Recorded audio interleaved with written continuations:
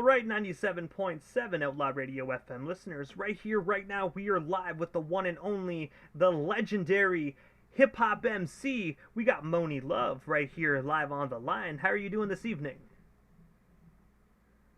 Hey, I'm good. How are you? I'm doing great. I gotta say, first and foremost, I have been a fan of yours for a very long time, so thank you so much for giving us a bit of your time here this evening. No problem. I had to. You know, that's my second stomping ground. Like, I spent a lot of time in Ontario, specifically in Toronto. We're actually not too far from Toronto. We're about roughly, I would say, about 4 hours away. We're closer to the Ottawa area. Yeah. Gotcha. Yeah, I spent a lot of time in Toronto because my mother lives there. So, you know, that's how I met Missy Me when I first came down there. Me and Missy Me got real tight. But also, I know you're a very, very busy individual and you got a lot of stuff going on, so I'm going to dive right into this interview. But I want to take you back to the year 1989, where you were actually featured on Queen Latifah's song "Ladies First." I was wondering, how did that actually... how did that collaboration come to be? And of course, what was it like just collaborating with Queen Latifah on her All Hail the Queen record? Well, it came about because Latifah came to London in her early teens, before the Wrath of My Madness album actually came out, when she had just a single out, which is Wrath of My Madness. And she came to England on like a mini tour, and I met her there, and we became fast friends, and we spoke about doing a song together from that point.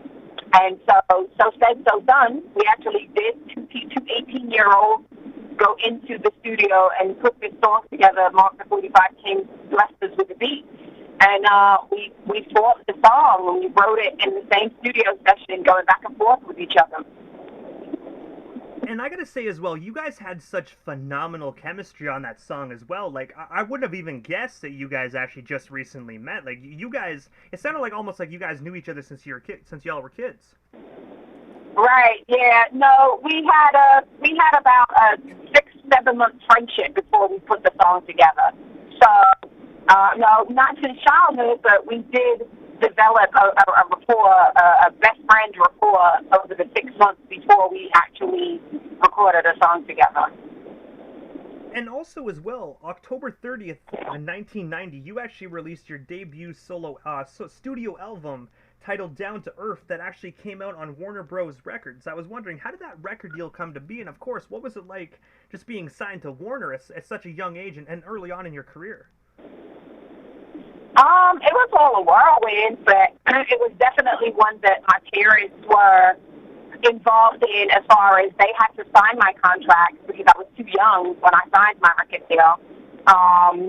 And Warner Brothers assigning me to their label for the United States and for Canada was just awesome because Warner Brothers already had hip-hop acts like the entire Juice Crew, you know, Shantae and G-Rap and Kane and Master Ace and Biz Markie, God rest his soul. You know, they were all under Cold Chillin' and already signed, so Warner Brothers knew what they were doing as far as the early emerging hip-hop artists and what to do with them. So I was very comfortable to be on that label for the United States and Canada. And I gotta say as well, just like you said, like Warner Brothers definitely knew what they were doing, like because the Juice Crew was huge. It's still huge today, but back when they first came out on Warner, they were blowing up all over the place. Exactly. That's exactly my point. So, you know, I felt like I was in really good hands. And also as well, a year later, you were actually featured on Babyface's remix of Whitney Houston's My Name Is Not Susan, where you also had the opportunity to appear in the music video alongside the late great singer Whitney Houston. I was wondering, how did that collaboration come to be? And of course, what was it like just being able to work alongside Whitney? Whitney Houston actually asked for me. She asked the producers specifically to get in touch with me, so that was an absolute honor. I fell on her radar, which was awesome, and she told them, no, I want Monie, please reach out to Monie, and they did, and then they put her on the phone with me, and it was like, I couldn't believe it, and then she had me start to, it's like people wanted to actually get to know the people that they were working with and not just get thrown in a studio or have their song rapped over by somebody, because it's like she invited me to her house. She wanted to meet me. I went there. It was a barbecue, and we developed this rapport. So by the time we came to actually shoot in the video, we had already developed a rapport. It was really interesting. And I gotta say as well, rest in paradise to Whitney Houston as well, man. Such a phenomenal singer. I'm not gonna lie, like when she sings, it could make a blind man cry. Right, it gives you goosebumps. She's just, that's why they dubbed her the voice. She just had one of those voices that could, there are a few people, there's a lot of people that are excellent singers in this world, awesome singers, but there are those actual people that are, as they say in the church, anointed. And those are the people that can really get you in your field, so to speak.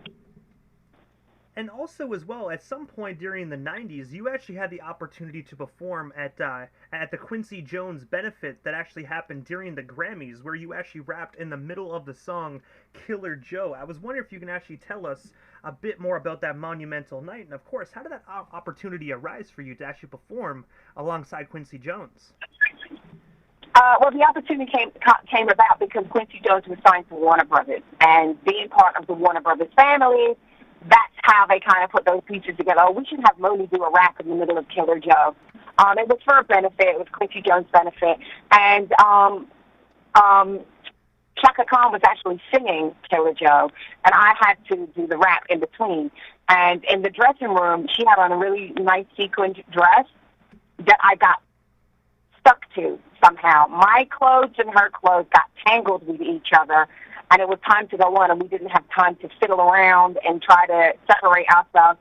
So we walked on stage like Siamese twins, attached at the hip to each other. We performed on stage at the Quincy Jones benefit, attached to the hip to each other, Chaka Khan and myself. And then we left the stage attached to each other. And it wasn't until we got back to the dressing room after performing Killer Joe at the Quincy Jones benefit show during the Grammys. It wasn't until we got back to the dressing room that somebody was able to untangle us. So that was quite an interesting night.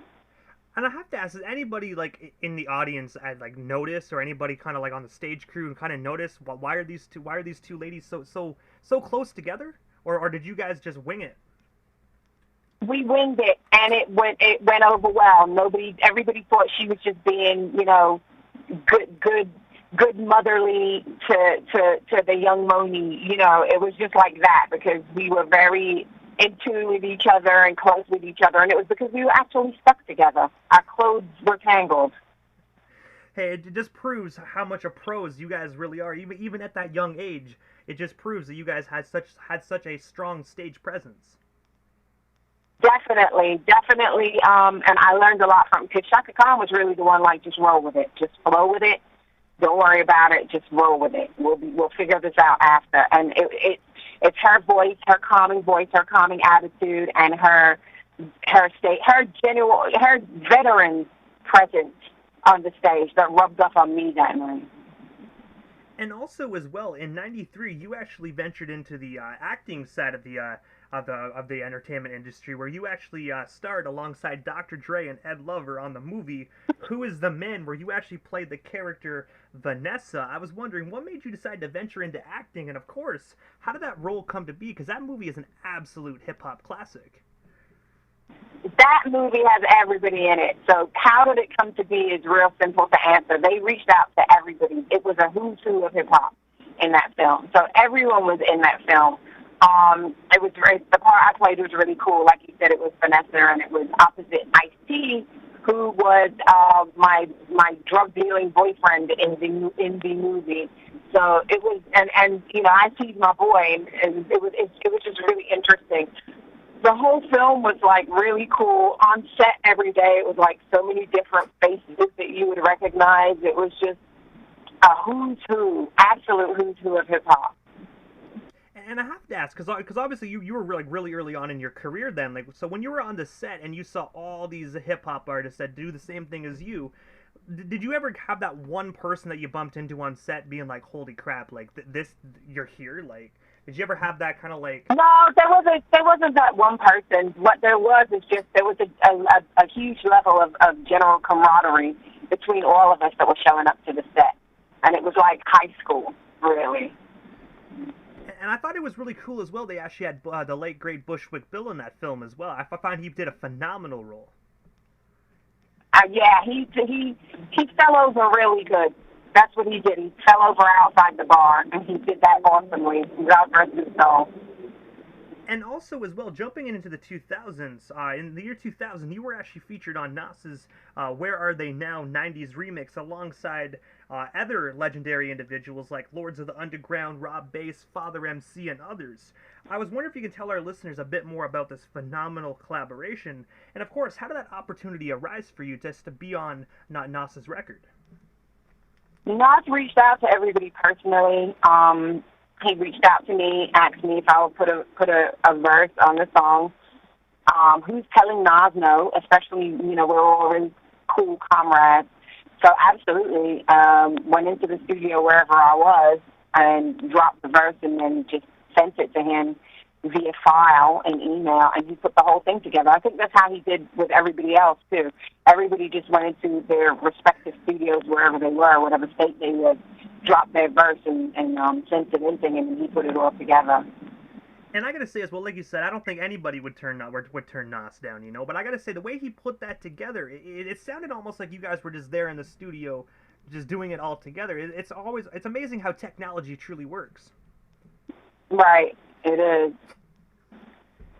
And also as well, aside from actually being an MC, you are currently right now, you are actually a radio personality at KISS FM 104.1 WALR out there in Atlanta, Georgia. I was wondering, what made you decide to venture into the radio aspect of the music industry? And of course, what is it like just working for KISS FM?